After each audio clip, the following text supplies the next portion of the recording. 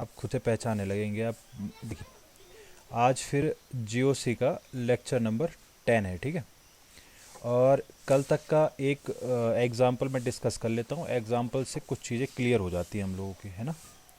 तो एग्जाम्पल मैं करा देता हूँ आप लोगों को। यहाँ पे एक OCH3 था और यहाँ पे मैं डबल बॉन्ड ले लेता हूँ, यहाँ पर भी डबल बॉन्ड ले लेता हूँ और यहाँ पर ले लेता हूँ मैं C डबल बॉन्ड O और CH3। अब मैंने ये बताया था आप लोगों को कि अगर मैं यहाँ पर क्या ले लूँ, इलेक्ट्रोफाइल ले लूँ, इलेक्ट्रोफाइल, और इस पोजीशन को मैं A मान लूँ, इस पोजीशन को मैं A मान लूँ A, और इस पोजीशन को मैं B मान लूँ, तो इलेक्ट्रोफाइल का अटैक किस वाली एल्कीन पे होगा, किस वाली एल्कीन पे होगा, मुझे फटाफट बता दीजिए आप लोग। ए पे, क्योंकि यहाँ पे क्या होगा, यहाँ पे हमारे पास क्या है, यहाँ पे प्लस एम इफेक्ट शो होगा, यहाँ पे प्लस एम इफेक्ट शो होगा और यहाँ पे माइनस एम इफेक्ट शो होगा। प्लस एम से रिंग की या इस एल्कीन की इलेक्ट्रॉन डेंसिटी बढ़ जाएगी, और जहाँ पर भी इलेक्ट्रॉन डेंसिटी बढ़ती है वहीं पर इलेक्ट्रोफाइल का अटैक होता है, ठीक है। वहीं पर इलेक्ट्रोफाइल का अटैक होता है। यहाँ पर हम ए को प्रेफर करेंगे बजाय बी के, ठीक है। इसके बाद मैं आपसे बात करूँगा, चर्चाएँ हमारी होंगी किसके बारे में, माइनस एम ग्रुप के दूसरा पार्ट जो था। एप्लीकेशन वाले पार्ट को समझने के लिए दो चीज़ें मैंने बताई थी, एक तो रिएक्टिविटी ऑफ एल्कीन के बारे में, रिएक्टिविटी ऑफ एल्कीन हम कर चुके हैं, ये भी रिएक्टिविटी ऑफ एल्कीन का ही एक एग्जांपल था। और अब हम डिस्कशन करेंगे किसके ऊपर, अब हमारा डिस्कशन होगा आपका इन रिएक्टिविटी ऑफ बेंजीन के ऊपर। तो मैं स्टार्ट कर रहा हूँ आपका इन रिएक्टिविटी रिएक्टिविटी ऑफ बेंजीन, ठीक है। इन रिएक्टिविटी ऑफ बेंजीन को मैं स्टार्ट कर रहा हूँ। तो रिएक्टिविटी ऑफ बेंजीन में क्या होगा, ध्यान से समझिए, मैं आपको एग्जाम्पल के माध्यम से कराऊंगा। देखो ध्यान से समझना, अगर मैं एक बेंजीन रिंग को ले लूँ, एक बेंजीन रिंग मैंने ले ली है और इसमें मैंने इलेक्ट्रोफाइल डाल दिया है E पॉजिटिव, ठीक है। तो क्या होगा, देखो यहाँ पर इलेक्ट्रोफाइल इस पर इस तरीके से जुड़ जाता है, क्योंकि बेंजीन रिंग क्या करती है, इलेक्ट्रोफिलिक सब्स्टिट्यूशन रिएक्शंस दिखाती है, तो यहाँ पे इलेक्ट्रोफाइल जुड़ जाएगा, ठीक। दूसरी बात अगर मैं करूँ कि अगर ये ग्रुप ध्यान से समझना इस बात को, ये जो बेंजीन रिंग है, बेंजीन रिंग पे जुड़ा हुआ कंपाउंड, अगर आपका कोई ग्रुप यहाँ पे मैंने G से रिप्रेजेंट किया है और ये आपका इलेक्ट्रॉन डोनेटिंग ग्रुप है, तो डोनेटिंग ग्रुप क्या करेगा, रिंग के अंदर की इलेक्ट्रॉन डेंसिटी को इंक्रीज कर देगा, रिंग के अंदर की इलेक्ट्रॉन डेंसिटी को बढ़ा देगा। और इलेक्ट्रो डेंसिटी अगर बढ़ती है तो वहाँ पर इलेक्ट्रोफाइल का अटैक हो जाता है। तो यहाँ पर क्या होगा, देखो इसको मैं बी मान ले, चलो इसको ए मान लूँगा और इसको मैं बी मान लेता हूँ, इसको ए और इसको बी, अगर मैं इन दोनों को कंपेयर कराऊँ, इन दोनों को, ठीक है, तो इन दोनों में से देखिए एक पे क्या है, इलेक्ट्रॉन डोनेटिंग ग्रुप जुड़ रखा है, और एक सिंपल बेंजीन रिंग के साथ में इलेक्ट्रोफाइल का अटैक हो रहा है। बेंजीन रिंग भी इलेक्ट्रोफिलिक सब्स्टिट्यूशन रिएक्शन दिखाती है, मगर आपके पास अगर बेंजीन रिंग के ऊपर से कोई इलेक्ट्रॉन डोनेटिंग ग्रुप जुड़ा हुआ होगा तो बी की रिएक्शन फास्ट होगी बजाय ए की, ठीक है। तो इलेक्ट्रोफिलिक रिएक्शन हमेशा तब ज़्यादा फास्ट होती है जब इलेक्ट्रॉन डेंसिटी अगले कंपाउंड पे ज़्यादा होगी, और उस इलेक्ट्रॉन डेंसिटी को बढ़ाने के लिए हम क्या करेंगे, उस पर एक इलेक्ट्रॉन डोनेटिंग ग्रुप जोड़ देंगे। अगर मैं आपसे बात करूं कि यहाँ पे मैं बेंजीन रिंग ले लूँ और बेंजीन रिंग के ऊपर यहाँ पे मैं जोड़ दूँ electron withdrawing group, electron withdrawing group, तो इलेक्ट्रॉन विड्रॉइंग ग्रुप के साथ में मैं अगर इलेक्ट्रोफाइल का अटैक करवाऊँ तो इलेक्ट्रोफाइल का अटैक यहाँ पे बहुत स्लो होने लग जाएगा, क्योंकि इलेक्ट्रॉन विड्रॉइंग ग्रुप क्या करेगा, रिंग से इलेक्ट्रॉन डेंसिटी को खींचेगा, इलेक्ट्रॉन डेंसिटी को खींचेगा, रिंग से इलेक्ट्रॉन डेंसिटी को कम कर देगा, डेंसिटी को कम कर देगा। और इलेक्ट्रॉन डेंसिटी को अगर ये कम करेगा तो इलेक्ट्रोफाइल का अटैक यहाँ पे बहुत स्लो होने लग जाएगा, या फिर नहीं होगा, या फिर बहुत स्लो होगा। और अगर मैं इसको सी मान के भी अगर मैं कंपैरिजन कराऊँ तो आप देखिए बी में सबसे ज़्यादा होगा, फिर ए में होगा और सबसे कम सी में होने लग जाएगा, क्योंकि इसके साथ में सी के साथ में यहाँ पर कौन जुड़ा हुआ है, सी के साथ में यहाँ पे इलेक्ट्रॉन विड्रॉइंग ग्रुप जुड़ा हुआ है, और विड्रॉइंग ग्रुप के आने से क्या होगा, विड्रॉइंग ग्रुप के आने से ये रिंग की इलेक्ट्रॉन डेंसिटी को कम करेगा, और रिंग की इलेक्ट्रॉन डेंसिटी जैसे ही कम होगी तो इलेक्ट्रोफाइल के अटैक स्लो पड़ जाएंगे, ठीक है। इतनी बात समझ में आ गई आप लोगों के? अच्छा, चलिए, अगर मैं आपको एक क्वेश्चन दूं, एक क्वेश्चन के माध्यम से हम लोग समझते हैं। अगर मैं ये लिखूं कि यहाँ पे बेंजीन रिंग हो और यहाँ पे लिख दूं मैं OMe, ठीक है, OMe, इसको मैं A ले लेता हूँ और दूसरा ले लूँ मैं यहाँ पे बेंजीन रिंग हो, यहाँ पे double bond double bond double bond और यहाँ पे हो जाए आपका OC डबल बॉन्ड O और CH3, ठीक हो गया, OC double bond O CH3। देखो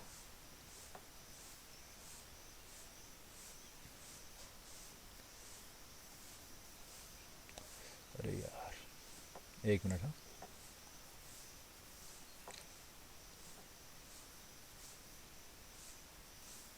ये समझ में आ रहा है ना, OC double bond O CH3 लिखा हुआ है ये, ठीक है, ये ले लिया मैंने B, ठीक है, ये मैंने ले लिया B।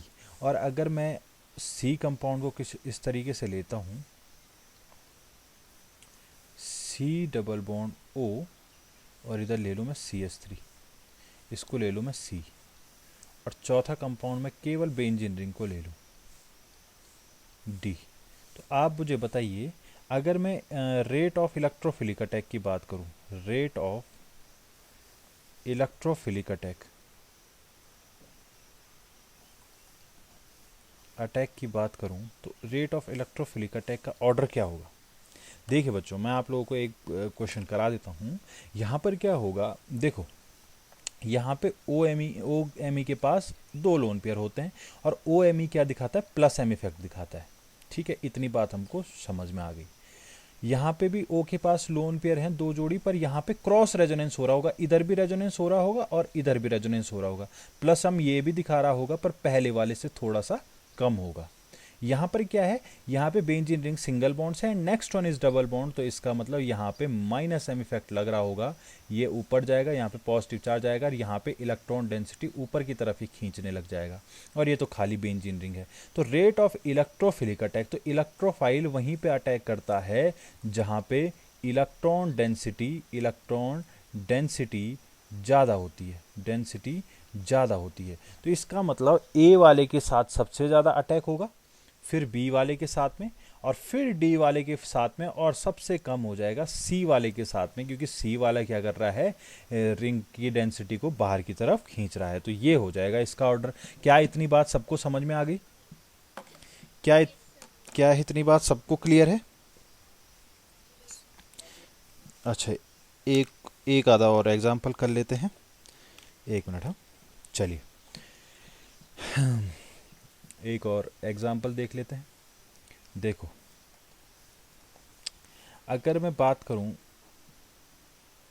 ये बेंजीन रिंग थी और इसके ऊपर मैंने जोड़ दिया NO2 और इसके साथ फ्यूज्ड रिंग टाइप, मतलब फ्यूज कर दी मैंने रिंग, इससे मैंने दूसरी बेंजीन रिंग जोड़ दी, यहाँ पे डबल बॉन्ड, यहाँ पे डबल बॉन्ड, यहाँ पे इलेक्ट्रोफाइल आ जाएगा और इलेक्ट्रोफाइल के साथ में ये मैंने A मान लिया है और ये मैंने B मान लिया है। तो मुझे आप लोग बताएंगे कि A पोजीशन पे अटैक फास्ट होगा या B पोजीशन पे, किसको प्रेफर करेगी रिंग, ये इलेक्ट्रोफाइल। देखिए बच्चों, इलेक्ट्रोफाइल का क्या होगा, इलेक्ट्रोफाइल देखो यहाँ पे जो ये NO2 जुड़ा हुआ है, ये NO2 एक माइनस M ग्रुप है, माइनस M ग्रुप है, और ये minus M group electron density को घटा देता है। तो घटा देता है, तो इसका मतलब इलेक्ट्रोफाइल इधर जाना प्रेफर नहीं करेगा और वो B पोजीशन पे जाएगा। तो यानी B के साथ में अटैक ज़्यादा होगा बजाय A के, ये होगी बात, ठीक है। अगर मैं एक और एग्जांपल आप लोगों को कराऊं, तो यहाँ पर मैं एक रिंग ले लेता हूँ, यहाँ पर भी मैं एक रिंग ले लेता हूँ, फ्यूज्ड रिंग है ये, और यहाँ पर मैं ले लूँगा इसके ऊपर OCH3, यहाँ पे डबल बॉन्ड, यहाँ पे डबल बॉन्ड, और यहाँ पे डबल बॉन्ड, इधर डबल बॉन्ड ले लूँगा और इधर डबल बॉन्ड ले लूँगा, और इसके ऊपर लिख दूँगा मैं COCH3। तो आपके पास अगर मैं इलेक्ट्रोफाइल यहाँ पे दूँ और इस पोजीशन को मैं A ले लूँ और इसको B ले लूँ, तो यहाँ पर देखिए प्रेफरेंस किसको जाएगी। आपको पता है COCH3 रिंग है और रिंग के ऊपर जुड़ा हुआ है आपका C डबल बॉन्ड O और CH3। तो बेटा रिंग रिंग है, उसके बाद सिंगल है, next one is double bond. ये एक पहचान भी है, ये एक पहचान भी है। कभी भी आपको इस तरीके का कोई ग्रुप दिखे जो रिंग के साथ में क्या हो, रिंग के साथ में single bond and next one is double bond आ जाए, तो ये क्या करता है, ये माइनस एम ग्रुप दिखाता है, माइनस एम इफेक्ट शो करता है। तो ये माइनस एम इफेक्ट शो करेगा। इसका मतलब ये यहाँ पे इस पोजीशन, यहाँ रिंग की इलेक्ट्रॉन डेंसिटी को घटा रहा होगा, इलेक्ट्रॉन डेंसिटी को कम कर रहा होगा। और OCH3 क्या है, OCH3 देखिए, O के पास 2 लोन पेयर होंगे और CH3 इस तरीके से होगा और नीचे बेंजीन रिंग होगी।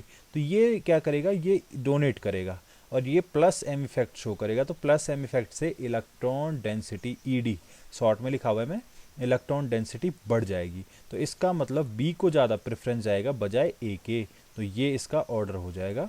आपको शायद समझ में आ चुका होगा।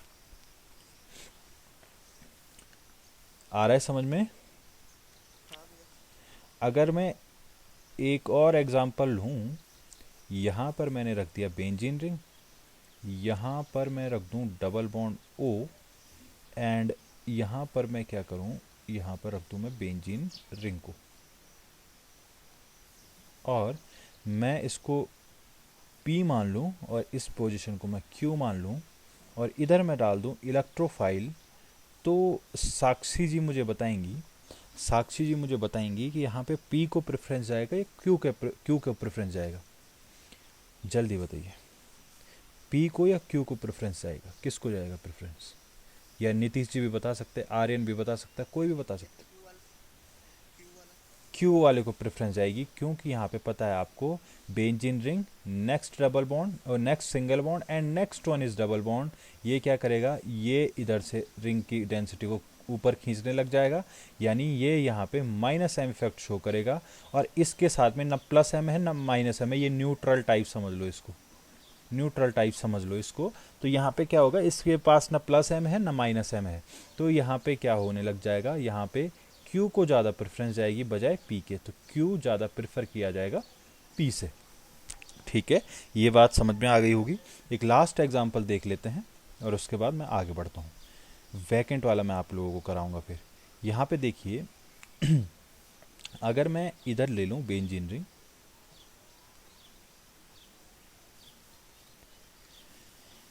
यहाँ पे आ जाए आपका डबल बॉन्ड O, यहाँ पे आ जाए नाइट्रोजन, यहाँ पे आ जाए हाइड्रोजन, यहाँ पे आ जाए 2 लोन पेयर, 1 लोन पेयर, और यहाँ पे मैं ले लूँ बेंजीन रिंग को। तो बेंजीन रिंग को अगर मैं यहाँ पर ले लूँगा तो क्या होगा, अगर मैं यहाँ पे इलेक्ट्रोफाइल डालूँ, इलेक्ट्रोफाइल को मैं अगर डालूँ, इसको मैं P ले लूँ, इसको मैं Q ले लूँ, तो आप मुझे बताएंगे, आप में से कोई भी मुझे बता सकता है कि इलेक्ट्रोफाइल का अटैक किधर होगा? कोई भी बता सकता है, एनीवन।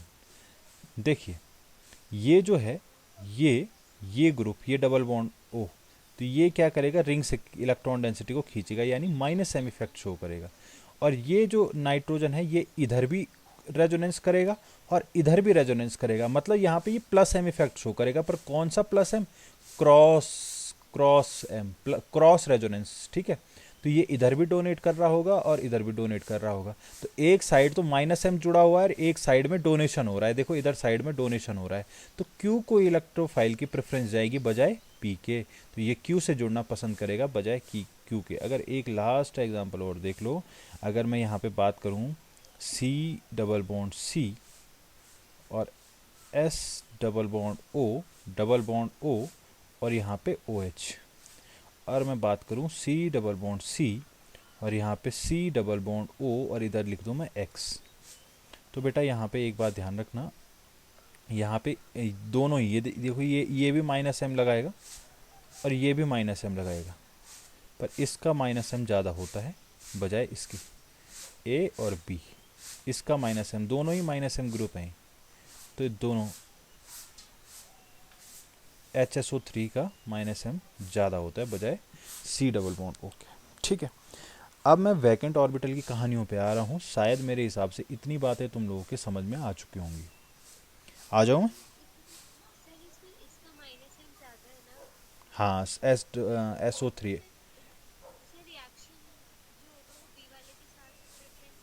बिल्कुल बिल्कुल न्यूक्लियोफाइल के साथ में उस, हाँ सॉरी इलेक्ट्रोफाइल के साथ में इलेक्ट्रोफाइल अगर डाला जाएगा तो इसका माइनस एम कम होगा, इसका माइनस एम ज़्यादा होगा, तो यहाँ पे रिंग इस सी डबल बॉन्ड सी की इलेक्ट्रॉन डेंसिटी कम होगी, इसकी इसके कंपैरेटिवली थोड़ी सी ज़्यादा होगी, तो इलेक्ट्रोफाइल डालूंगा तो इसको प्रेफर करेगा बजाय इसके। ठीक है, ठीक है। चलिए वैकेंट ऑर्बिटल की कहानी पे चलते हैं। वैकेंट ऑर्बिटल की मैं कहानी आप लोगों को समझाऊं, इसको ध्यान से समझना है आप लोगों ने। देखो बेटा, पढ़ते रहो, ठीक है। आपको इसमें अभी और बहुत चीज़ें आएंगी, अभी तो समझ लो, तुमने स्टार्ट भी नहीं किया, अभी तो बहुत बेसिक पढ़ रहे हो तुम। ऊपर लेवल तक तो तब जाओगे जब बेसिक कवर कर लोगे, पर ऊपर लेवल तक जाने से पहले ही तुम हार मान जाओगे तो नहीं होगा कुछ, समझ रहे।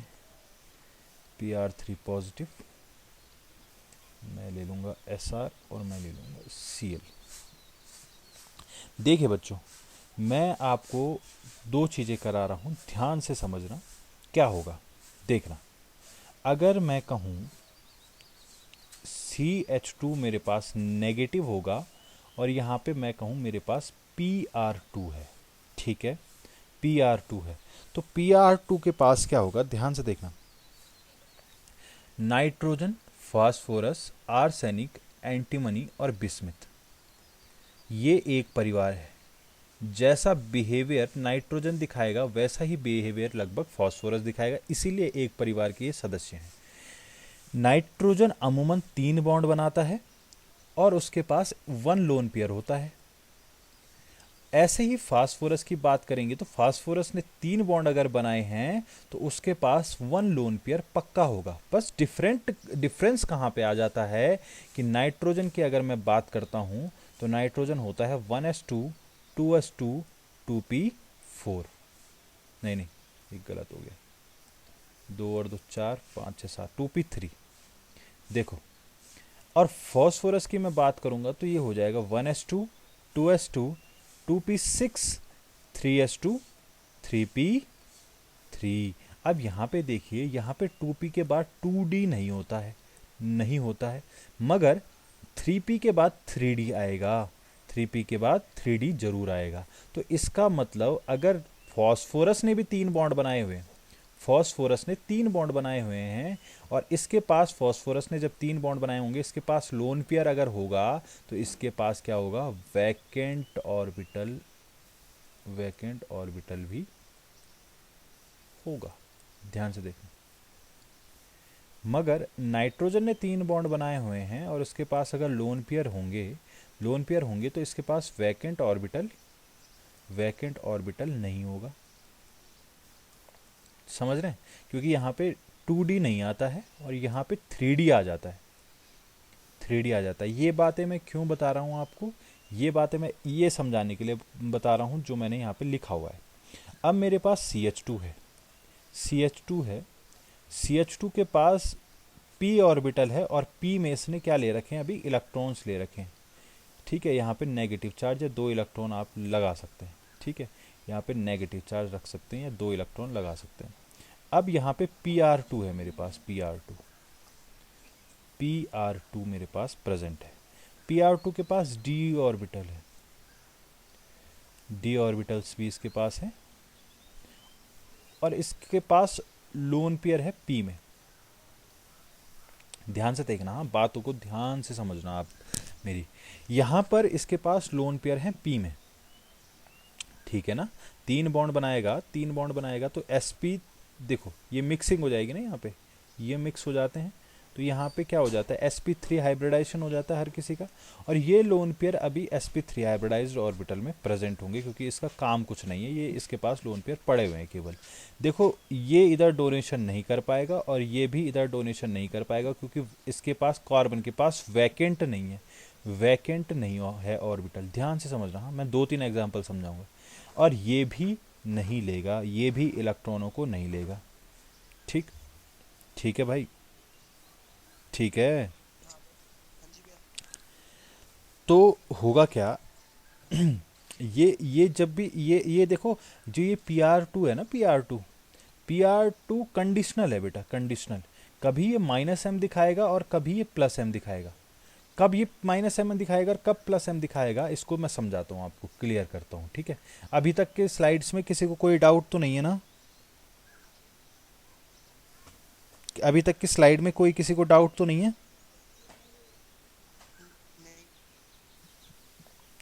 अब देखो देखो ध्यान से समझा। अरे यार इसमें मेरे को लग रहा है इसमें मैंने कुछ गलत तो नहीं कर दिया? एक मिनट, हाँ एक second, wait wait wait wait wait wait, हाँ गड़बड़ हो गया, तभी तो मैं कहूँ इसमें कुछ ना कुछ तो। चलो मैं नेक्स्ट स्लाइड में पूरा समझा रहा हूँ आपको, हाँ नेक्स्ट स्लाइड में हम समझ रहे हैं।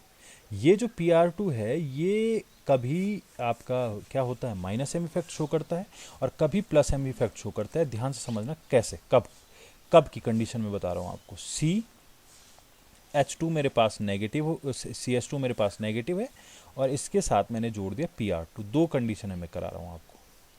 और यहाँ पे मैंने जोड़ दिया CH2 पॉजिटिव और यहाँ पे जोड़ दिया PR2। मैंने अभी बताया ये फॉस्फोरस नाइट्रोजन फैमिली का है, 3 बॉन्ड अगर बनाए हुए हैं तो इसके पास एक लोन पेयर पक्का होगा, एक लोन पेयर पक्का होगा। और हम लोग अभी पिछली स्लाइड में भी समझ चुके हैं, हम लोग अभी पिछली स्लाइड में भी समझ चुके हैं इस वाली स्लाइड में कि देखिए नाइट्रोजन और फॉस्फोरस एक ही फैमिली के हैं, तो यहाँ पे 3 बॉन्ड इसने बनाए हैं, एक लोन पेयर होगा। नाइट्रोजन के यहाँ पे 3 बॉन्ड बनाए, एक लोन पेयर होगा। बस नाइट्रोजन और फॉस्फोरस में अंतर क्या होगा कि नाइट्रोजन के पास कोई वैकेंट ऑर्बिटल नहीं होता है और पी के फॉस्फोरस के पास 3p तक आ चुका है, तो 3d सेल भी इसके पास होगी। थर्ड सेल है तो उसमें db होगा और db होगा तो इसके पास सफिशिएंट वैकेंट ऑर्बिटल्स हैं, सफिशिएंट वैकेंट ऑर्बिटल्स हैं। इतनी बात समझ लेंगे, है ना, इतनी बात समझ लेंगे, इतनी बात हमारी समझ में आ चुकी है। इसको चलिए आप एक काम कीजिए, इसको मैं मिटा देता हूँ, इसको मैं मिटा देता हूँ इस वाले को, ताकि आप लोग आगे समझ पाएँ। इस वाले को मैं मिटा देता हूँ। इतनी बात समझिए, इस स्लाइड में हम लोगों को सिर्फ इतनी बात समझ में आई कि पी का और नाइट्रोजन, फॉस्फोरस और नाइट्रोजन में क्या अंतर है और क्या इनमें सिमिलैरिटीज़ हैं, ठीक है। अब मैं दूसरी स्लाइड में अगर मैं चलूँ, कहाँ गया यार, देखो अगर मैं अगली स्लाइड में चलूँ, ये थी हमारी स्लाइड, देखिए अब देखिए होगा क्या। फॉस्फोरस के पास 1s2 2s2 2p6 3s2 3p3 और 3d0 भी है, 3d0 भी है।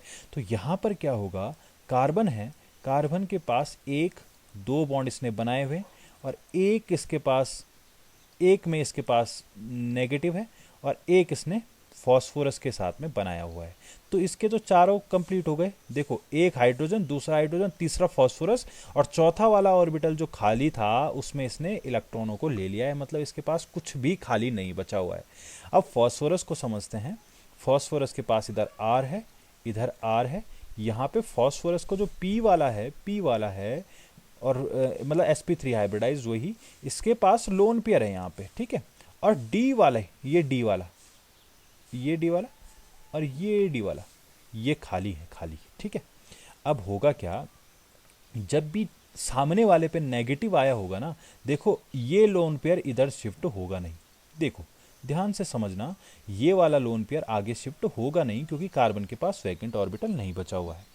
और देखो ध्यान से समझना बातों को, ये जो नेगेटिव है, ये नेगेटिव इधर यहाँ पे शिफ्ट हो सकता है क्योंकि P के पास क्या है, वैकेंट ऑर्बिटल प्रेजेंट है, वैकेंट ऑर्बिटल प्रेजेंट है। तो यहाँ पे ये जब PR2 जुड़ता है किसी नेगेटिव स्पीसीज के साथ, CH2 नेगेटिव PR2 अगर जुड़ा हुआ है तो यहाँ पे ये इस नेगेटिव को अपने आप में ले लेता है, तो यहाँ पे ये माइनस एम इफेक्ट की तरह काम करता है। अब अगर मैं चलूँ CH2 पॉजिटिव में, तो C है, इधर H है, इधर H है, कार्बन के पास वैकेंट ऑर्बिटल है। पॉजिटिव का मतलब एक भी इलेक्ट्रॉन नहीं, मतलब खाली है, एक वैकेंट ऑर्बिटल है, ठीक है। और PR2 है, PR हो गया, इधर R हो गया। और इसके एक वाले में तो लोन पेयर है, एक में लोन पेयर है और बाकी D वाले भी खाली हैं। अब D वाले खाली का यहाँ पे कोई रोल ही नहीं है क्योंकि यहाँ पे देखो सामने वाले कार्बन के पास वैकेंट P ऑर्बिटल प्रेजेंट है। तो ये P क्या करेगा, ये फॉस्फोरस क्या करेगा, ये फॉस्फोरस इसको डोनेशन देने लग जाता है। जैसे उसको खाली दिखेगा, देखो उसको सामने वाला भरा हुआ दिखा, ध्यान से समझना। यहाँ पे पहले इसको समझ लेते हैं। फॉस्फोरस के सामने जैसे ही वैकेंट ऑर्बिटल आया तो ये इलेक्ट्रॉन का डोनेशन शो करने लग जाता है। इसका मतलब यहाँ पे ये प्लस एम इफेक्ट की तरह काम करने लग जाता है। यानी क्या होगा, अगर फॉस्फोरस के सामने या किसी के भी सामने जो इस तरीके के हैं, सल्फर हो गया, फॉस्फोरस हो गया, इसके सामने कोई ऐसा ग्रुप आ गया जिसके पास नेगेटिव है, तो ये माइनस एम इफेक्ट की तरह काम करने लग जाता है, लेने लग जाता है। और ए के पास पॉजिटिव चार्ज है तो ये यहाँ पे, क्योंकि इसके पास लोन पेयर भी होते हैं, ये यहाँ पे प्लस एम इफेक्ट की तरह काम करने लग जाते हैं। अब हमको धीरे धीरे समझना है ये कैसे वर्क करते हैं। ठीक है, ये बातें मेरे हिसाब से तुम्हारी समझ में आ चुकी होंगी और ये बहुत इंपॉर्टेंट बात थी बच्चों, बहुत ज़्यादा इंपॉर्टेंट बात थी। ठीक है, ठीक है बच्चों, इतनी बात समझ में आई। अगर मैं नाइट्रोजन को समझूं, क्या कुछ नाइट्रोजन भी ऐसा करता है क्या? तो देखिए, नाइट्रोजन में अगर मैं यहाँ पे CH2 नेगेटिव ले लूँ और नाइट्रोजन ले लूँ और इधर मैं R2 ले लूँ, R2, तो बेटा नाइट्रोजन आप जानते हैं 7 बेचारे के पास होते हैं इलेक्ट्रॉन, 1s2, 2s2 और 2p3 होता है इसमें। ठीक है, 7 हो गए। अब 7 हो गए तो देखो यार क्या होगा, अब अगर नाइट्रोजन के पास क्या है, 2s में 2 इलेक्ट्रॉन है, 2p में 3 इलेक्ट्रॉन्स है, 1 2 3। अब क्या हो चुका है, देखो ये मिक्सिंग कर चुके हैं, मिक्सिंग के बाद ये sp3 बना चुका है पूरा, 1 2 3 4 ऑर्बिटल होगा। यहाँ पे एक में लोन पेयर हो गया, ये सब sp3 हाइब्रिडाइज है, sp3 sp3 sp3 और sp3। ठीक है, तो यहाँ पे एक में तो लोन पेयर हो गए और 3 हाफ फील्ड हो गए। अब 3 हाफ फील्ड का मतलब यहाँ पे एक आर के साथ में बॉन्ड बना रखा है, दूसरा आर के साथ में बॉन्ड बना रखा है, ये वाला, एक ये वाला, एक ये वाला, और एक कार्बन के साथ में CH2 नेगेटिव के साथ में बॉन्ड बना रखा है, CH2 नेगेटिव के साथ बॉन्ड बना रखा है। तो बेटा इसके पास, तो इसके पास क्या है, इसके पास केवल एक p ऑर्बिटल था, एक ये sp3 वाला था जिसमें इसने लोन पेयर रखे हुए। इसके पास वैकेंट कुछ भी नहीं है, ना ये इसको दे सकता ना ये इसको दे सकता। तो क्या होगा, यहाँ पे ये जो लोन पेयर हैं, ये lone pair localised lone pair हैं, ये लोन पेयर कहीं नहीं जाएंगे। मगर मगर मगर यहाँ पे कुछ नहीं होगा, कुछ नहीं होगा, यहाँ पे कुछ भी नहीं होगा, ना प्लस एम ना माइनस एम। ठीक है, अब देखो क्या होगा, अगर मैं CH2 पॉजिटिव ले लूँ तो यहाँ पे अगर मेरे पास Nr2 आएगा, Nr2, तो नाइट्रोजन के sp3 वाले में लोन पेयर पड़े हुए थे, और ये देखो, सॉरी मैंने दो लोन पेयर लिख दिया, एक लोन पेयर होगा।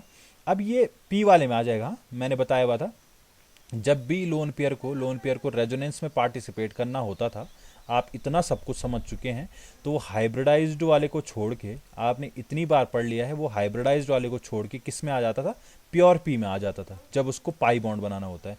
तो ये p वाले में पड़े होंगे। अब इसको सामने वाला वैकेंट दिख गया तो ये इलेक्ट्रॉनों को डोनेट करेगा, इलेक्ट्रॉन को डोनेट करेगा तो यहाँ पे CH2 डबल बॉन्ड Nr2 हो जाएगा, Nr2 पे पॉजिटिव। तो ये हमेशा प्लस m दिखाएगा जब इसके सामने कौन आएगा, जब इसके सामने कोई ऐसा स्पीसीज आएगा जिसके पास वैकेंट ऑर्बिटल प्रेजेंट है। ऐसे ही अगर मैं सल्फर की बात करूं या ऑक्सीजन की बात कर लेते, जिसकी बात तुम्हें करनी है, देखो यहाँ पे क्वेश्चन है, यहाँ पे मैं एक क्वेश्चन दे लेता हूँ, क्वेश्चन के माध्यम से समझाता हूँ। CH2 नेगेटिव है और यहाँ पे OH है, OH, एंड यहाँ पे CH2 नेगेटिव है और यहाँ पे SH है, SH। तो देखो होगा क्या, यहाँ पे जो होगा ऑक्सीजन को देखते हैं। ऑक्सीजन 8 है तो इसका 1s2, 2s2, 2p4, यानी ये दोनों हाइब्रिडाइजेशन करेंगे तो ये हो जाएगा आपका यहाँ पे 2 लोन पेयर इधर। ठीक है, ये 2 तो लोन पेयर हो गए, ये लोन पेयर हो गए। आपका यहाँ पे 4 इलेक्ट्रॉन तो ये p वाले थे, ये 1 2 3, 1 2 3 और ये चौथा। ठीक है, इतनी बात समझ में आ चुकी होगी मेरे हिसाब से। अब देखो आगे मैं समझाता हूँ इसमें हुआ क्या। अब देखो इसके पास, ऑक्सीजन के पास हाइब्रिडाइजेशन के बाद 2 वैकेंट बचते हैं, एक ये वाला, एक ये वाला। 2 वैकेंट अगर बचेंगे और इसके पास 2 लोन पेयर भी, ये दोनों के दोनों लोन पेयर हैं। यहाँ पे चलो इसको इस तरीके से ना लिख के मैं इस तरीके से लिख देता हूँ, लोन पेयर है। ठीक है ना, लोन पेयर है। देखो 2 हाफ फील्ड थे, एक बॉन्ड तो बना दिया है हाइड्रोजन के साथ में, एक बॉन्ड बना दिया है कार्बन के साथ में। देखो ये हाइड्रोजन के साथ में बॉन्ड बनाया हुआ है और ये CH2 नेगेटिव के साथ में बॉन्ड बनाया हुआ है, CH2 नेगेटिव के साथ में। तो वैकेंट तो कुछ बचा नहीं है इसके पास, वैकेंट इसके पास कुछ बचा है नहीं। तो ये लोन पेयर को डोनेट, देखो ये सुनो सुनो सुनो सुनो, बातों को ध्यान से समझना, ध्यान से समझना मैं जो समझाने का प्रयास कर रहा हूँ। देखो होगा क्या, इसके पास वैकेंट बचा है नहीं ऑक्सीजन के पास, क्योंकि ऑक्सीजन को अगर हमने देखा तो 1s2 2s2 2p4 था, 1s2 2s2 2p4, यानी इस 2s और 2p ने क्या कर लिया है, मिक्सिंग कर ली, हाइब्रिडाइजेशन कर लिया है। तो हाइब्रिडाइजेशन के बाद s में 2 ऑर्बिटल, ये 2s वाला था, 2s2 वाला था। चलो यार इसको मैं और क्लियर करके बता देता हूँ, तुम लोग कहीं कंफ्यूज ना हो जाओ कि सर ये आया कहाँ से, क्या हो रहा है ये। तो मैं और क्लियरिफिकेशन करके बता देता हूँ, और क्लियरिफिकेशन करके देखो। ये था 2s ऑर्बिटल और ये था 2p ऑर्बिटल, 1 2 3, और ये था चौथा। ठीक है, अब मैंने आप लोगों को बताया हुआ था कि कभी भी 2s और 2p होते हैं, जब ये मिक्सिंग कर लेंगे तो क्या होगा, यहाँ पे जानते हैं ना आप, इस हाइब्रिडाइजेशन निकालना भी तुम्हें आता है, तो इसका sp3 हाइब्रिडाइजेशन होगा। हाइब्रिडाइजेशन कैसे निकाल सकते हैं, स्टेरिक नंबर वाले से, lone pair plus sigma bond. Lone pair कितने हो गए, 2 लोन पेयर हैं, 2 सिग्मा, यानी sp3 हाइब्रिडाइजेशन आएगा। sp3 का मतलब ये 2s और 2p ने मिक्सिंग कर ली होगी और 2s और 2p ने मिलकर 4 ऑर्बिटल जनरेट कर दिए होंगे। ये था, ये s वाला था जो ये लिख रहा है मैंने, 2p वाले को मैं यूं लिख देता हूँ यहाँ नीचे, और उसके बाद ये p में ये हैं। ठीक है, पर ये अब 2s 2p नहीं रह गए, ये जब हाइब्रिडाइजेशन हो जाता है तो सारे ही sp3 हो जाते हैं, सारे ही sp3 हो जाते हैं। अब ऑक्सीजन की बात की थी तो इसके पास 2 ऑर्बिटल क्या थे, हाफ फील्ड थे, 2 ऑर्बिटल हाफ फील्ड थे। अब हाफ फील्ड थे तो ऑक्सीजन ने अगर 2 बॉन्ड बना लिए तो वो फुल फील्ड हो जाएंगे, यानी इस ऑक्सीजन ने एक बॉन्ड तो बना लिया किसके साथ, हाइड्रोजन के साथ में, ये देखो हाइड्रोजन के साथ बना लिया, तो यहाँ पे एक आ गया हाइड्रोजन, और एक इसने बना लिया किसके साथ में, CH2 नेगेटिव के साथ में। तो ये फुल फील्ड हो चुका है, फुल फील्ड हो चुका है, फुल फील्ड हो चुका है। अब फुल फील्ड अगर ये हो चुका होगा तो इसके पास वैकेंट नहीं बचा हुआ है, यानी ये इस नेगेटिव को ले नहीं सकता।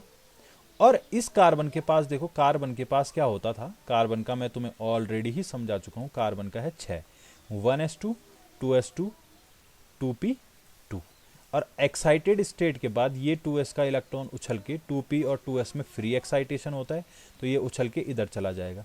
और 2s और 2p अगर मिक्सिंग भी कर लें तो sp3 हाइब्रिडाइजेशन इसका आएगा 1 2 3 4, तो यहाँ पे 4 के 4 वैकेंट है।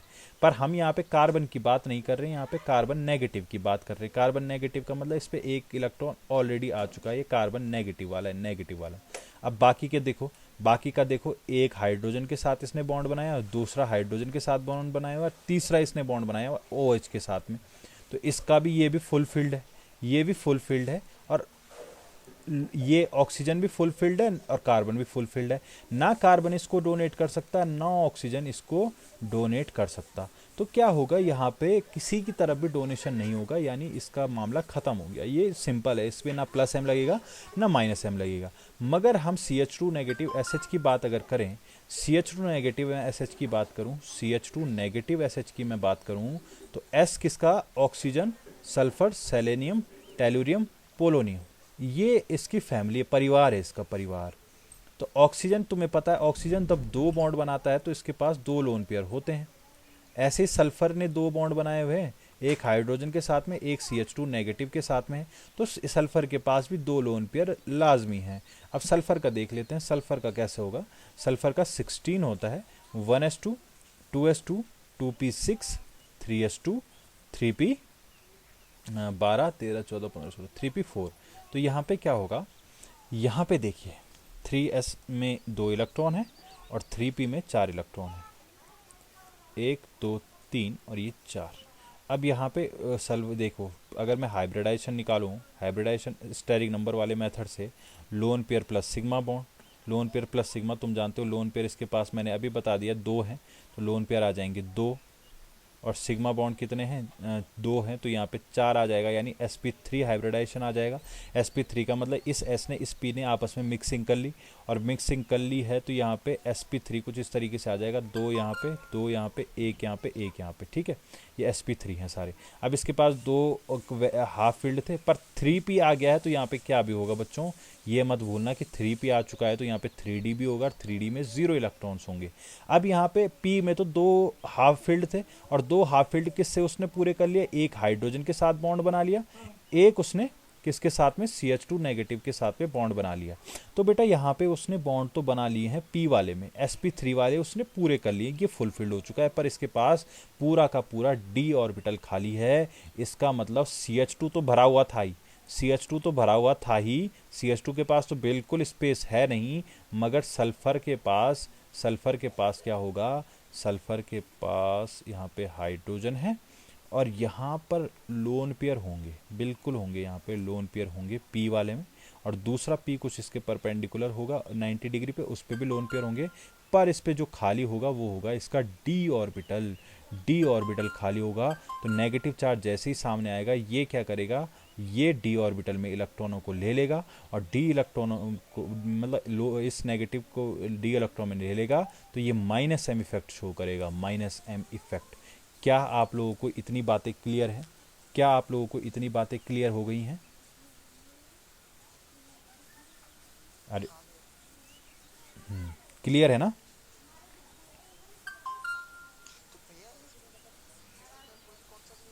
किसका? अरे आवाज ही नहीं आ रही भाई, क्या क्या बोल रहे हो, किसका कॉन्सेप्ट नहीं लगेगा? प्लेनरिटी? अरे क्यों नहीं लगेगा, प्लेनरी तो है। कैसी बात कर रहे हो तुम, प्लेनर है। अरे एक्सियल वाले प्लेनर है रे यार, एक्सियल। डी वाले भी तो प्लेन में भी तो होते हैं, डी वाले एक्सियल नॉन एक्सियल पढ़े थे, नहीं पढ़े थे, समझ रहे हो? तो वो ले लेगा इलेक्ट्रॉनों को यार, कुछ दिक्कत नहीं है उसमें, प्लेनर होंगे, क्यों नहीं होंगे। dx² - y², dz² नहीं पढ़ा था, क्यों नहीं लगेगा उसमें, लगेगा, बिल्कुल लग रहा है। देखो अगर मैं बात करूं, अगर मैं बात करूं इसकी, अब समराइज करते हैं, देखो सिंपली CH2 नेगेटिव SR। अगर मैं शॉर्ट में बताऊं तो थर्ड पीरियड वालों के पास डी भी होगा, थर्ड पीरियड वालों के पास, थर्ड पीरियड आप जानते हो, थर्ड पीरियड का मतलब ये हो जाएगा जो नीचे वाले हैं, जैसे ये क्या थे, lithium, beryllium, boron, carbon, nitrogen, oxygen, fluorine, ये तो सब हो गए सेकंड के, ये सेकंड के, और इनके नीचे वाले जितने हो गए, लो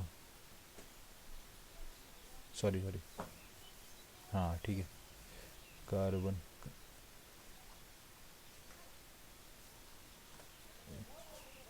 फास्फोरस, ऑक्सीजन का, सल्फर, फ्लोरीन का, क्लोरीन, ये CSE होगा शायद, है ना, सिलिकॉन, हाँ ये SE होगा शायद, आई थिंक। फ्लोरीन के बाद क्लोरीन, और यहाँ पे हो जाएगा आपका SE। तो ये हो गए सारे थर्ड पीरियड के।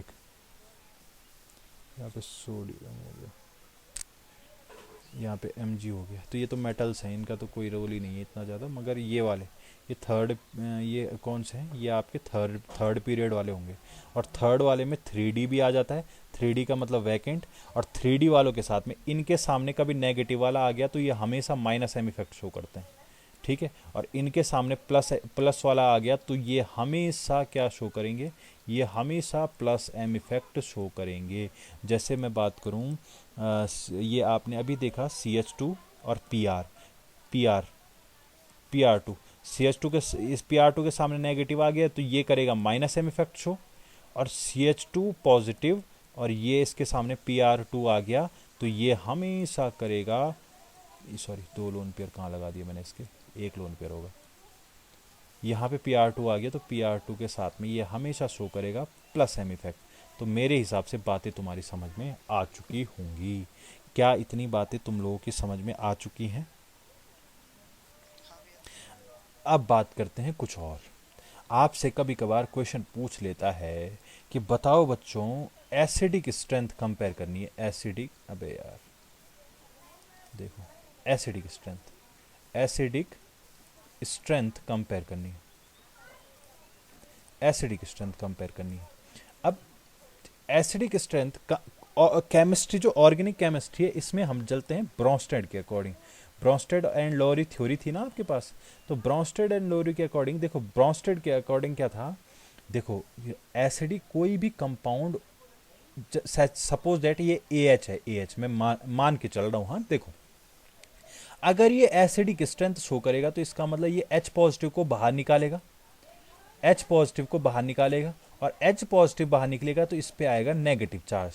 तो देखो बेटा यहाँ पर क्या किस वे में समझेंगे हम कि ये अगर ये BH है, ये सपोज दैट BH है, और BH भी एसिडिक स्ट्रेंथ शो करेगा, और ये B नेगेटिव शो करेगा और H पॉजिटिव दे देगा, तो दोनों ही H पॉजिटिव हैं, दोनों ही एसिडिक स्ट्रेंथ शो करेंगे, एसिडिक बिहेवियर शो करेंगे। पर अगर हमें कंपेयर करना हो कि इन दोनों में से A और B में से which one is more acidic, तो आपको ये बात ध्यान रखनी है कि जिसका नेगेटिव चार्ज A के ऊपर भी नेगेटिव है और B के ऊपर भी नेगेटिव है, इन दोनों में से जिसका नेगेटिव चार्ज जितना ज़्यादा स्टेबल होगा वो H पॉजिटिव को उतने ईजिली दे देगा, और उतने ईजिली दे देगा तो वो उतना ज़्यादा एसिडिक होगा बच्चों, उतना ज़्यादा एसिडिक होगा। इस बात को हम समझ लेते हैं क्वेश्चन के माध्यम से। अगर मैं कंपेयर कराऊं, पहले इतनी बात समझ में आ गई ना, इतनी बात समझ में आ गई है? गर्विता जी, देवयानी जी, साक्ष, वो बेकार पूछ दिया मैंने, है ना? चलो, अरे मैं ये कह रहा हूँ देखो A और B दोनों एसिडिक स्ट्रेंथ शो करेंगे, और एसिडिक शो करेंगे तो H पॉजिटिव दोनों नहीं देना है, दोनों ही H पॉजिटिव देंगे तो A के ऊपर भी नेगेटिव आ जाएगा, B के ऊपर भी नेगेटिव आ जाएगा, क्योंकि H पॉजिटिव जाएगा तो अपने दोनों इलेक्ट्रॉनों को वो अगले एटम के ऊपर छोड़ के जाएगा, तो यहाँ पे A के ऊपर भी नेगेटिव आ जाना है और B के ऊपर भी नेगेटिव आ जाना है। तो होगा क्या, A और B के ऊपर जब नेगेटिव आएगा, दोनों ही H पॉजिटिव दिए हुए हैं, दोनों ने ही H पॉजिटिव दिए हुए हैं, दोनों ने ही जब H पॉजिटिव दिए हुए हैं तो दोनों ही एसिडिक हैं। पर अगर हमको इन दोनों को कंपेयर कराना होगा कि दोनों कौन सा ज़्यादा एसिडिक होगा, तो जिस दोनों देखो उनके साइड दूसरे एटम को देखो, उनके दूसरे एटम पे नेगेटिव चार्ज आ रखा है, और इन दोनों में से जिसका नेगेटिव चार्ज जितना ज़्यादा स्टेबल होगा वो उतने ईजिली H पॉजिटिव छोड़ेगा और वो उतना एसिडिक होगा। इसको हम एग्जाम्पल के माध्यम से समझेंगे। कैसे समझेंगे, देखो ध्यान से। यहाँ पे मैंने लगा लिया ऑक्सीजन, यहाँ पे लगा लिया Ha, और B में ले लूँ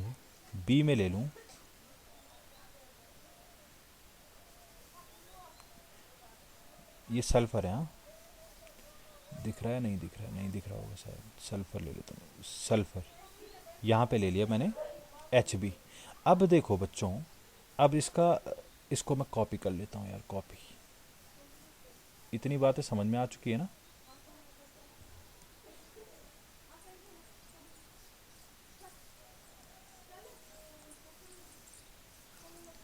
कॉपी कर लेता हूँ, देखो क्या होगा। इसको मैं मिटा रहा हूँ।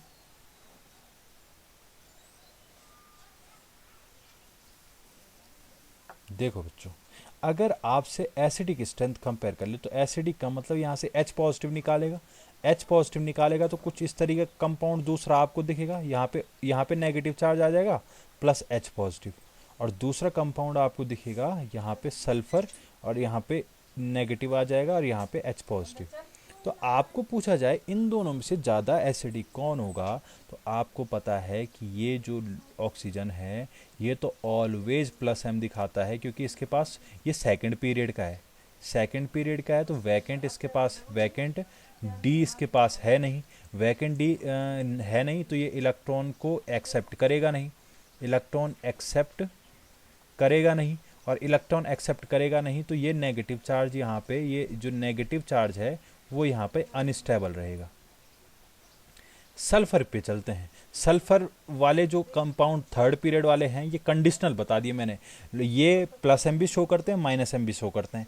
अब सल्फर के सामने नेगेटिव आ चुका है, कंपाउंड पे अब नेगेटिव आ चुका है, तो मैंने आपको बता दिया इसके P वाले चाहे भरे होंगे पर इसके पास एक बात जो होती है वो होते हैं इसके D ऑर्बिटल, और D वाले इसके खाली होते हैं, यानी इस नेगेटिव चार्ज को ये यहाँ पे अपने D में ले लेगा, और अपने D में ले लेगा तो ये वाला कंपाउंड स्टेबल होगा, ये नेगेटिव चार्ज को स्टेबल कर रहा होगा, नेगेटिव चार्ज को स्टेबल कर रहा होगा, और स्टेबल कर रहा होगा तो ये वाला मोर एसिडिक हो जाएगा। इसका मतलब बी वाला मोर एसिडिक देन ए वाला, तो ये बात हो जाएगी। क्या इतनी बात समझ में आ चुकी है आप लोगों के?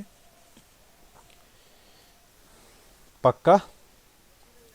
चलिए फिर, इतनी बात आ चुकी है समझ में, तो एक क्वेश्चन का जवाब दे दीजिए। इतनी इतनी बात समझ में आ चुकी है तो एक एक क्वेश्चन का जवाब दे दीजिए।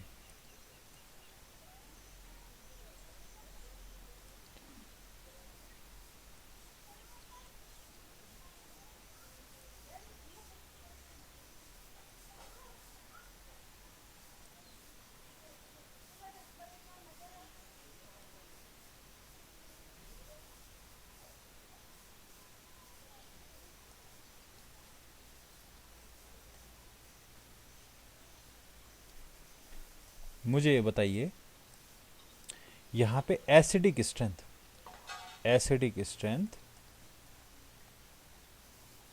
किसकी ज़्यादा होगी? H A, H B and H C, तीनों में से किसकी एसिडिक स्ट्रेंथ ज़्यादा होगी? जल्दी बताइए।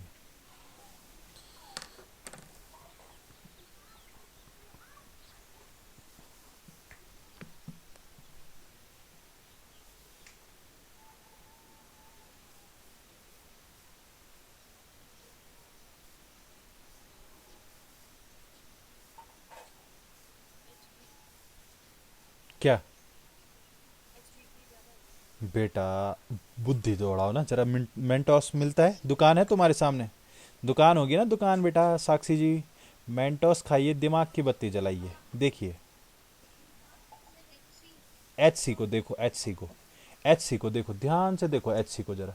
उस बेचारे के पास दो दो एक्सेप्टर हैं। उस बेचारे के पास देखो, यहाँ पे एच सी जाएगा, सबके पास में सब हाइड्रोजन को निकाल लेते। पर एक कर्सर कहाँ गया यार, ये देखो, सब हाइड्रोजन को निकाल लेते हैं। एक मिनट, ये ये ये ये ये ये ये और ये सब हाइड्रोजन को निकाल लेते हैं। ये कौन सा नेगेटिव है? ये वाला है सी वाला नेगेटिव। कौन सा नेगेटिव है? सी वाला। सी वाले का नेगेटिव है। ये वाला नेगेटिव है बी वाले का, और ये वाला नेगेटिव है ए वाले का। तो अब देखो, इस नेगेटिव के पास बेटा यहाँ पे इसके पास वैकेंट ऑर्बिटल है। वैकेंट ऑर्बिटल होगा तो ये इसको, ये भी स्टेबलाइज कर रहा है, दूसरा भी सल्फर ही, इसको दो दो जगह से स्टेबलाइजेशन मिल रहा है। और इस नेगेटिव को देखो, बी वाले को केवल एस से एक साइड से स्टेबलाइजेशन मिल रहा है। इसको दो दो है लेने वाले, और इसको एक ही है लेने वाला। भाई नेगेटिव सी वाले के नेगेटिव को दो दो इस तरफ से स्टेबलाइजेशन मिल रहा है, तो सी वाला मोर एसिडिक हो जाएगा, फिर बी वाला, और फिर ए वाले को तो कोई पूछ ही नहीं रहा, तो सी वाला। यानी H C is more acidic than H B than H A. तो ये इसकी एसिडिक स्ट्रेंथ का ऑर्डर हो जाएगा। क्या इतनी बात सबके समझ में आई?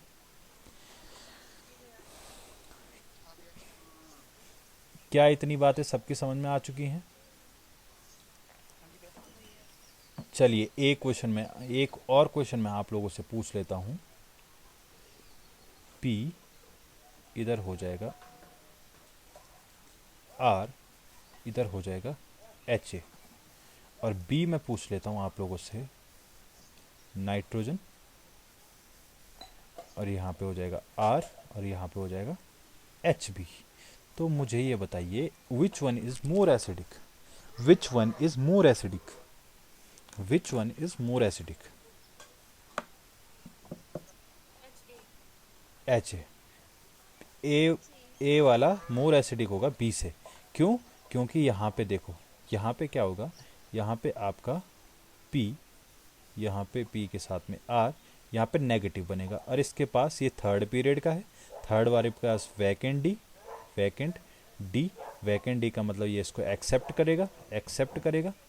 एक्सेप्ट करेगा तो स्टेबल कर रहा होगा, स्टेबल हो रहा होगा। तो यहाँ पे क्या होगा, ये पी ए वाला मोर एसिडिक हो जाएगा। और बी वाले में आप देखेंगे नाइट्रोजन है, यहाँ पे बी वाले में यहाँ पे नेगेटिव आया, हाइड्रोजन आया, इसके पास ये सेकंड है, सेकंड पीरियड के पास केवल लोन पेयर है, वैकेंट ऑर्बिटल नहीं होते